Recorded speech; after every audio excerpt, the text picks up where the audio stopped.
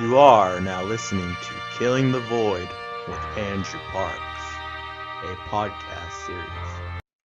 Hey guys, welcome back to another episode of Killing the Void podcast. I'm Andrew Parks, and today in episode number 6, we'll be going over the South African Land Expropriation.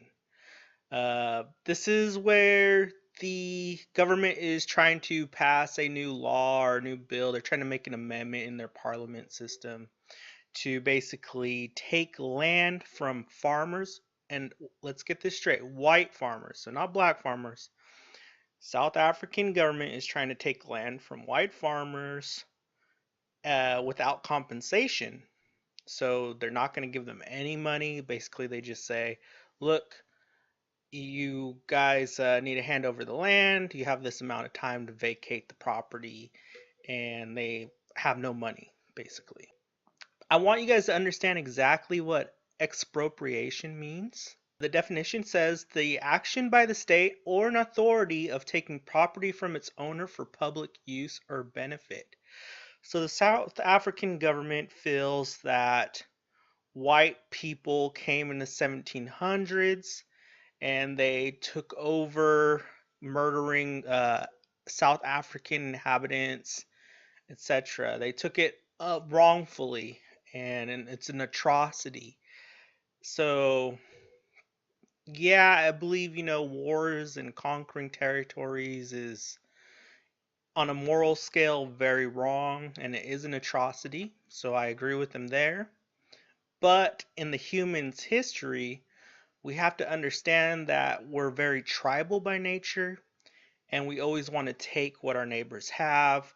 We want to control our neighbors. This is just how the human mindset works. And I'm not saying that it's right. I'm just saying this is human nature to conquer, to spread your ideals, your religions, your economy by infusing their economy. So if you're in Britain and you want to go to Africa because they have a good ivory trade, you're going to want to set up that trade line. And instead of trading the locals fully, yeah, you're going to have that option too. You're going to trade people in Africa, but also it'd be easier if you set up your own trade camp and basically get that resource yourself. And so you need a base, and so you're going to conquer land. And we'll get into that a little bit more, but I wanted you guys to understand what expropriation means and how the South African government feels that the land belongs to the black inhabitants, all right, and not the whites. So this is going to be a very racial, political episode. I did say I don't want to do many of these, but this is something that's been weighing heavily on my mind. I feel that the news media, the major outlets like MSN, NBC, ABC, like they're just, I'm not saying that they're all fake news, but they like to put a liberal spin on things, and they aren't exactly fully truthful. So if you're a liberal right now listening, I'm not attacking guys. I'm not attacking your news orientation organizations. Fox also has their own skewed beliefs. And I'm an independent, so I'm in the middle of the road. I'm not a liberal or a conservative fully. So bear with me on this, okay? All right, so let's get into it. We in America, we have something called eminent domain. And this is similar to the expropriation that Africa has. There's other countries like Zimbabwe. They actually did this 20 years ago where they stole land from the whites and the white farmers. And we'll get into that a little more. But the difference is that the Africans, they aren't giving money for taking the land. So that's the main difference between expropriation and eminent domain. Eminent domain is the same as above, but the owners receive compensation monetary for their land. We use this system in America. Most commonly, land is taken and sold to businesses that will generate a larger tax. But this isn't the only case. The military has taken land in the past to build new bases, or they've taken land to build parks for the state parks like Yosemite and Yellowstone, or they have taken land for railroad systems, etc., for freeways, roadways. But the most common eminent domain thing nowadays in the past 10, 20 years is they're taking land from old people that have a low tax because let's say they bought this house, 80 years ago, or a house has been in the family for over 100 years. Well, they're still paying, let's say 80 years ago, my grandfather got his land from his father that passed away. And so the tax is set at that 80 years ago mark, right? So let's say he's paying $1,000 right now yearly on that property tax. Well, they could take that land from my grandfather and they can sell it to a gas station because it's prime real estate in the city. Let's say it's a city house. And they're going to demolish the house, they're going to put a gas station up. And now instead of the government and the state making $1,000 a year, they're going to be making like $8, $10, $12,000 a year, right? On the taxes. So this is a big internal issue in America. I don't agree with it. Our President Trump, he really loves eminent domain because that's what type of business his family was into, was building businesses, and I believe they have done it before. I'm not 100% sure, but he's a big proponent for eminent domain, and that's the main thing about Trump that I do not like. All right, remember, I'm not Republican, I'm not Democrat. I'm an independent, so I'm not attacking him. I'm just disagreeing. The South African Parliament has voted in favor to seize land from white farmers without compensation.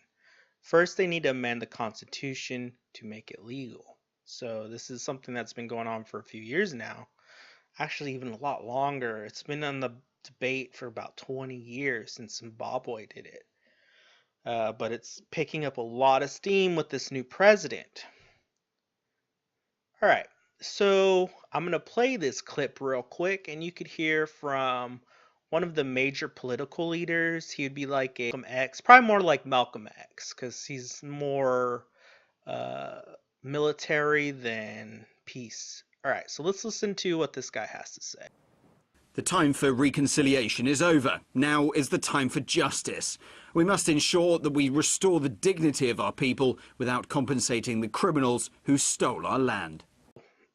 He's basically a freedom fighter, or like I said, he's Malcolm X. His name is Julius Malema. He's the leader of the Economic Freedom Fighters Party. He was convicted of hate speech in 2016. And the former President Zuma calls this man a future leader. So I don't know if in the future we're going to see Julius Malema become a president, but his agenda is being pushed very hard, and he's rallying up all of the black Africans. And I'm going to keep saying black and white Africans, and I'm not saying this to be racist in this episode, but it's a black and white issue. It really is. All right, and that's sickening in today's age, but that's how it is. So let's move on. 72% of the country's farmers are white. Last year there was 406 attacks and 78 murders on white farmers. This is just like 2017, right? So last year, 406 attacks on farmers. So how many farmers do you know? Like, there's not a lot of farmers out there. They might have a lot of land, but there's not a crazy amount of farmers, right? So, okay, so just think about that for a second. And 78 murders. And these are all white farmers. Fox News covered this for a minute because they are being written by white South Africans. Basically, Trump came out, he said, hey, white farmers are being killed and attacked in South Africa. The government's trying to steal their land. This is wrong. And he got all kinds of backlash from the liberal media and from the South African government. South African government took a step back at first when Trump first made the statement. They're like, okay, wait, we're going to put this whole thing on pause. We're not going to steal land. We'll think of a better way because we don't want sanctions from America. We want to be friends with America. And then when they started seeing our own liberal news outlets attack our president on the subject, then they came out with a new statement calling Trump out that he's a liar and he's a racist. So basically, our own country is biting ourselves in the ass by attacking our president constantly. They're constantly undermining him, and this is having a major effect on our foreign affairs. Instead of backing up our president, having a strong foreign policies, they're constantly undermining him and agreeing with other countries. And you could say, well, this isn't always a bad thing, which I agree. It's not always a bad thing. There are things Trump does that probably shouldn't be done. But you can give credit when credit is due. Obviously, we can all agree that attacking farmers and killing them is not a good thing. Yes, the government isn't doing it directly, so that may be. There's spins on every story. They're trying to say, oh, Trump's attacking South African government. They're saying that the government is killing these farmers. No, I don't believe he said that. He said that farmers are being attacked and murdered. He didn't say it was by the government. In fact, it's by random locals that are like being caught up in this chaos, this new wave of taking land from the white.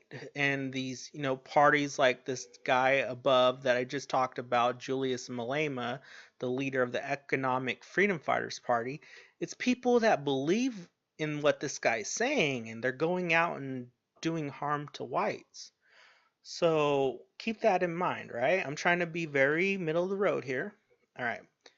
But I'm also trying to tell you guys what's going on in the world. A lot of us are blind in America. We don't care. All we want to think about is the newest meme on Facebook or, what, I don't know, what Iggy Azalea is wearing or P. Diddy or what Eminem's singing back at some skinny, scrawny rapper. Like, who cares, dude? Like, that stuff's so petty. We got to be thinking about the human race, and this constant race wars that's going on in the world is not good. And this wasn't here 20 years ago really in America. And since I hate to say this, I'm not a hater. I don't hate Obama, but I wasn't for Obama.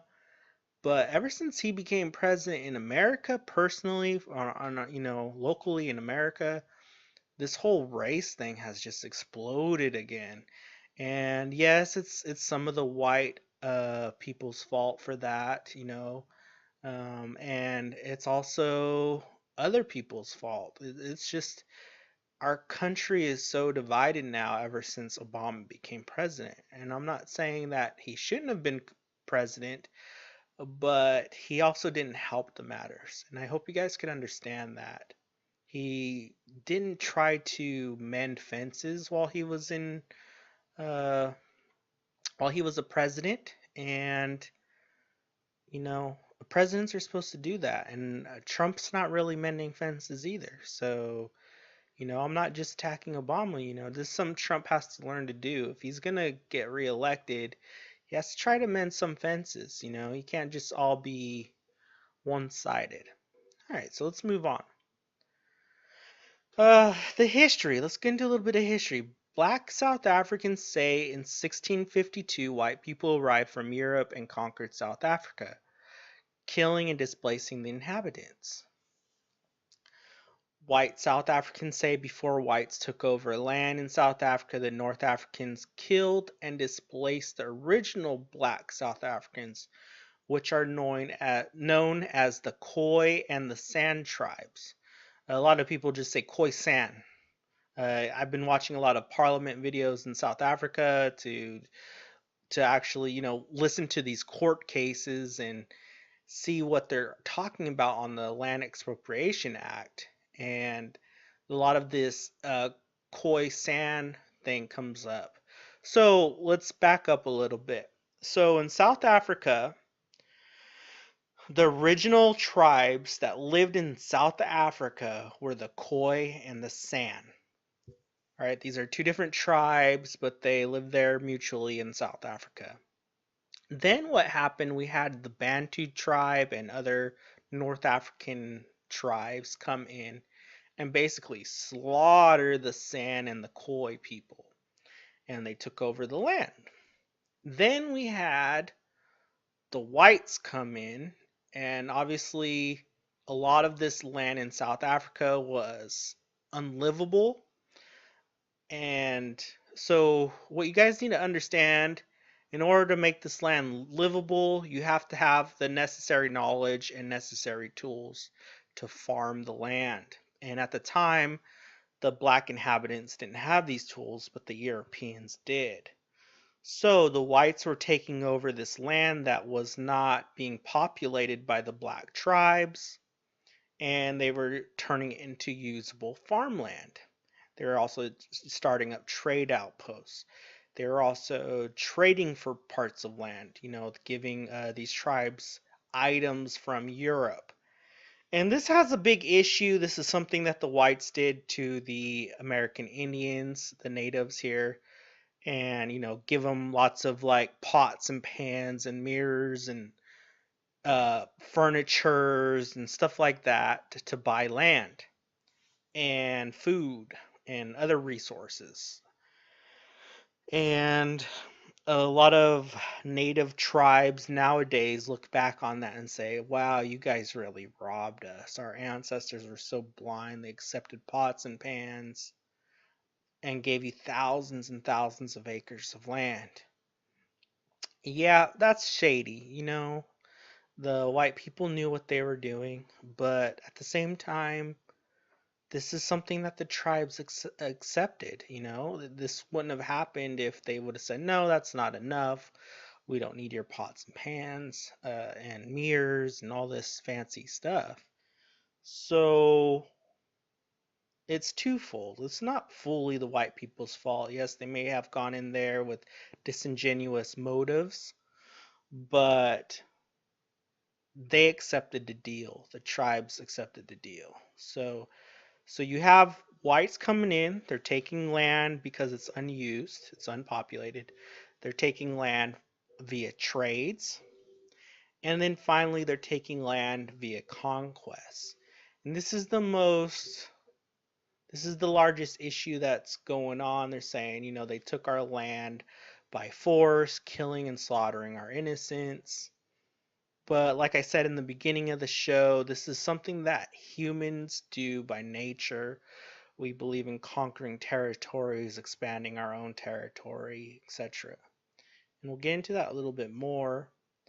Now, there is some policies that's going on or that have happened in the past. So we're talking about the 1700s right now, right? But in the late 1700s, the mid 1800s, there were a couple deals that were very shady that the whites did to the blacks, and they took land over almost unconstitutionally. And this is where a lot of the whites are agreeing with the blacks. So this is one of the issues they agree on. They say, yes, this land was taken unfairly and it should be returned after a considerable investigation to really figure out what land was taken and what land was not. So there is some give from the white people. They are trying to meet the Africans halfway, but the Africans want all of the land. They say that all should be black owned. And so we'll get into that a little bit more. Now, whites say the current government is corrupt. And after watching a lot of these parliament videos of actually watching these lawmakers and people, these committees talk about these things, I would agree. I really feel that they have different political parties. They don't just have like a Democrat and a Republican party. They have several parties that they deal with in the government. All right. And right now, majority of these parties they seem very corrupt. They're emotional. They're not thinking logically. They're thinking very emotionally. They believe that the black people have been done wrong by the whites, and I'm not disagreeing with that. But now they're trying to do the same wrongs to the whites that their ancestors have done to them. You got to think about this. They're talking about 1600s, 1700s, 1800s. None of these people are alive still. None of them. And all these, you know, even the ancestors of the blacks, they're not alive either. So this is a very emotional subject. But when dealing with policies and governments and taking lands that people have deeds for, you really need to throw your emotions to the side and you need to find a middle ground. All right. So, like I said, they believe the government is corrupt and will lead their country in the direction of Zimbabwe. People don't invest into the country, production of food will stop, and inflation and starvation will increase. These are things that happened in Zimbabwe 20 years ago. Zimbabwe land reform was a major failure close to 20 years ago. In the past year or so, they have been trying to give the land back to white farmers. They're literally begging white farmers to come back to Zimbabwe because they didn't know once the white farmers left, they were kicked out of their land. They didn't know how to farm the land, they didn't know how to trade overseas. And so their economy crashed in Zimbabwe and their people started to starve to death. And so now white farmers are returning to Zimbabwe, but not as fast as Zimbabwe would like. The reason for this is because they couldn't even feed their own people. That's the biggest issue right now. All right. One video went viral and on the Zimbabwe issue where a white farmer just came back. I believe it was beginning of the year or last year, and he came to his old ranch and all the black tribe that lived near his property, they were waiting for him. They knew he was coming home. They were waiting for him, and it was like they were throwing a party to see this man because he was their employer. He gave them food and money, so they're very happy to see him. And they show this white farmer, he's very happy to be home, but he goes into his house and is completely stripped. So whoever took over his land, they didn't even keep it up. They didn't even maintain it. They didn't move in or anything. His house was just a shell. It was stripped completely. All the toilets, the sinks, the flooring, the everything. It was just like it needs to be torn down. You need to build a new house. There's nothing left in it. All right. So just today, today's date is 9/15/2018, September. The current South African president, Cyril Ramaphosa, made a statement that land taken without compensation will be done in an orderly manner and will not affect their economy. He calls the colonialism in the past an injustice. The president is trying to state that the government is going to try to do this peacefully and they won't make it as harsh and injustice as the whites have done in the past. But I really don't see how this is going to happen peacefully because it's already happening without the government's intervention. The people, like I said earlier, are trying to kill white farmers at the moment and kick them out of their land prematurely. And it's crazy. And so another thing before all this blew up in the social media globally, South Africa was accepted and allowed into the United Nations for the years 2019 and I believe 2020. So this is something that America's probably not very happy with under the current Trump administration, and this can probably lead to future backlash.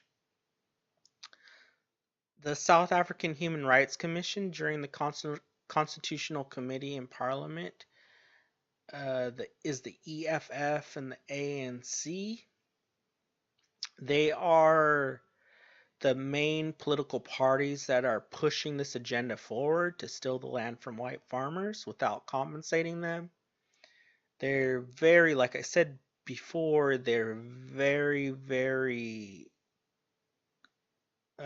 emotional, and I believe they are corrupt. They seem shady. And I'm saying this as a mutual party. I'm not being racist. I'm not talking about their political views. I'm just saying that after watching so many hours of them in the courthouse, they completely have an agenda and they don't care about what anyone has to say. They just want to fulfill their agenda and steal land. Basically, that's it. And I'm calling them out, and that's what it is. Australia and Russia are now taking in white South African farmer refugees. This word refugee, we often use it for war. And basically what can happen in South Africa, but it probably won't, is a civil war. There's too many black Africans and too little white Africans. And yes, there are some black Africans that are on the white African side, but this is most likely not going to be a civil war.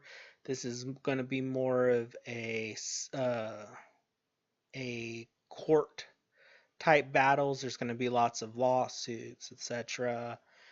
But what's going on now is somewhat of a refugee situation because of the attacks on white farmers and the deaths. They're being forced off their land by other South African people, not the government. Remember, I'm not talking about the government. But so they don't feel safe at home. And basically Australia and Russia have opened up their land and are allowing them to go over. The liberal media is stating that President Trump is a racist for threatening South Africa and the sanctions for stealing farmers' land, even though one of the most liberal news documentary outlets called Vice on HBO just did an episode a few weeks ago on the white South Africans being murdered and kicked off their land. One of the major groups that they followed while doing this Vice episode is the Suidlanders. And they are a South African group trying to fight for their land and rights. The Suidlanders are being portrayed by our liberal media and corrupt government parties as being an all-right racist militia, similar to the American KKK. The issue is this belief is only half true. Yes, they are a militia. They do have guns and all that stuff. But they are not racist. They are actually a Protestant Christian based group, and they believe in equality for all men, women, race. They actually are happy to be South Africans. They love their black neighbors, they intermarry.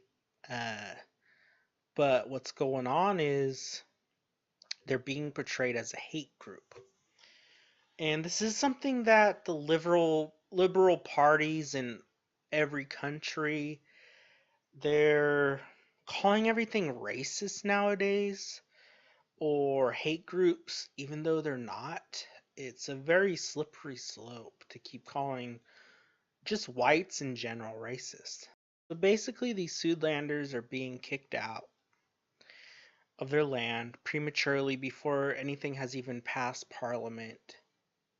And they're being sent. So let's say Joe the farmer owns 500 acres. He gets attacked at home. They rape his wife, kill his son, and he escapes with his wife and daughter to their neighbor's farm.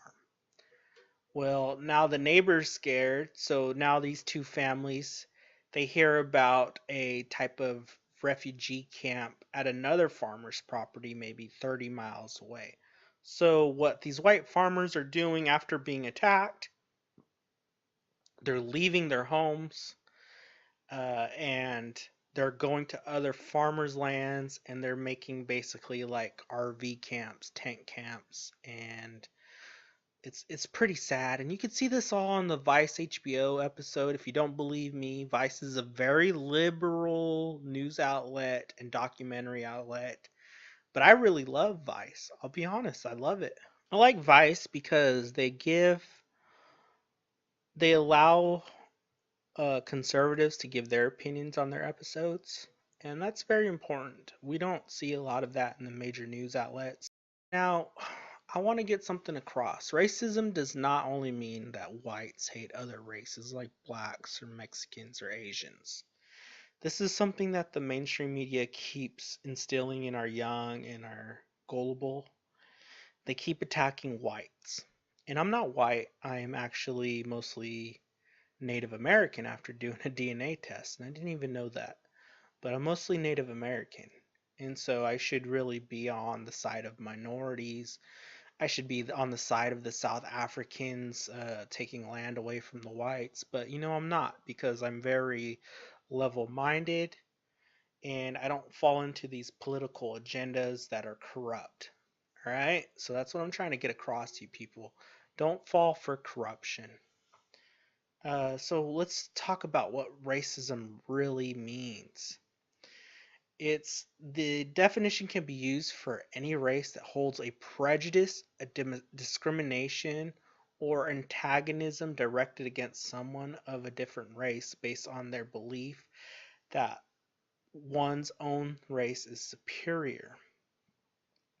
So basically, that's like the atypical Nazi white power, that their race is superior, the Aryan race is superior. So that is racism at its finest. But racism doesn't only have to be like the white Germans. It could be blacks, it could be Middle Easterns, it could be Hispanics. Now, my dad's side of the family, they're mostly Native American, they're Aztec, and they're very racist towards black people. Maybe even more so than my white side of the family. And so it's not always a white thing. So think about that. All right? In conclusion, what I want to get across to everyone and step back for a minute and look at the larger picture is basically that what the South African government is doing and what the liberals are agreeing with on behalf of the African government with this land seizure without payment, it's very unsustainable. This is a very slippery slope. It's very scary. And we need to think about it a little bit. So let's step back and think about it. These are the reasons why I feel it's unsustainable. Zimbabwe did this and it failed miserably, crashing their economy and causing starvation of their own people. Now they're actually begging the whites to come back and farm their land. Socialist governments have done similar maneuvers and have led their economy to crashing and their people starving. This is going on in not South Africa, but South America, in Hispanic countries, where democratic, socialistic dictators are taking over countries and basically running their countries into starvation. This is something that happened in Greece. What did Greece do just a couple years ago? They were kicking out all races. They're kicking out blacks. They're kicking out Muslims, Middle Easterns. They're kicking out other whites from other countries. And they were, pro-Greece. Only Greece people should live in Greece. And what happened was their economy crashed, became an all-time low. People were starving to death. There was daily riots. It's just crazy. Most of their businesses went bankrupt. It's just, it doesn't work, guys. It doesn't work. I'm sorry, but it doesn't work. Now there's countries like France. They're having issues being so socialistic. They're having a lot of issues. Germany's having issues. Even though Germany is very wealthy, they're having idealistic issues with Muslims versus, the refugees versus their current population. They're Germanic people. This idea of ceding land back to the original inhabitants is a slippery slope. This means like Americans and Canadians should be kicked out of America and Canada, and we should give all the land back to the Native Americans, which would be people like me that are primarily Native American. And that's not good. So where would all these white people go to? Where would all the black people go to? Well, the black people, I guess they'd go back to Africa, and the white people go back to Europe. And then all these Muslim refugees that came over during the wars in the past couple years, or several years, and the black Africans from their wars that have gone up to Europe and as refugees, well, those people would have to go back home because now we got to make room for all these white Americans, these white Canadians, to go back to Europe. This is basically what South African government is saying right now is, hey, we don't need the white people here. You guys, we're going to take your land, and you can either rent property or you could leave. So renting is an idea. You can do that. So if white people want to stay in America and Canada, you can rent. But hey guys, all your land's going to be taken away. You're not going to own any of it. And who wants to stay in a land like that when they could just go buy land in Europe? So this would cause a global economy crash. If we really want to be truly honest about this, the South African government is predominantly the Bantu tribe, and they aren't even the rightful owners of South Africa if they really want to think in this logic. Really, it would be the Khoisan. So this whole issue is very weird. And right now, there's a thing going on also in the parliament videos that I was watching where they're having Khoisan speakers come and they're saying, hey, what's up with this land expropriation thing when you people don't even own it either? You guys are from the north. You're from North Africa. And the government's saying, hey, wait. We're black. You're black. We're all the same. And the Khoisan saying, well, no. You could also say that the white South Africans are the same because they live here too. So they're Africans too. And then the government saying, no. They're not black though. They're white. And the Khoisan saying, well, we're not black either. And so then you got the government saying, well, yeah, you are. Look at you. Your skin color is black. And they say, yeah, but we don't, we believe we're more of a tribe, an indigenous tribe. We're not the same as you. And then the government saying, okay, well, what do you want from us? Because we're not going to leave. We're going to take the land from the white, and you're going to profit in this also. And the Khoisan saying, well, look, we're not going to kick you out like you're kicking out the whites. And we don't agree with that in the first place. But what's going on is we want you to recognize our people as being here before your people. And they don't believe in that. The government is very anti. So on one hand, the government right now in South Africa is attacking whites, and in turn is being attacked by a smaller couple tribes, the Khoi and the San. And so you got this political triangle going around, and the Khoisan doesn't want anything other than to be accepted as being the first people there. And the government won't even agree to that.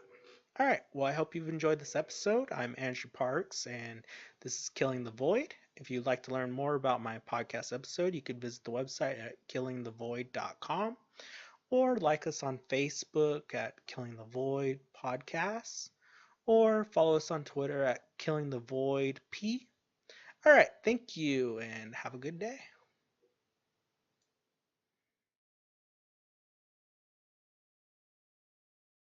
We hope you enjoyed this episode. If you'd like to find out more about Killing the Void podcast, you can visit our website at www.killingthevoid.com. You will find links to download our latest episodes. Thank you and have a good day.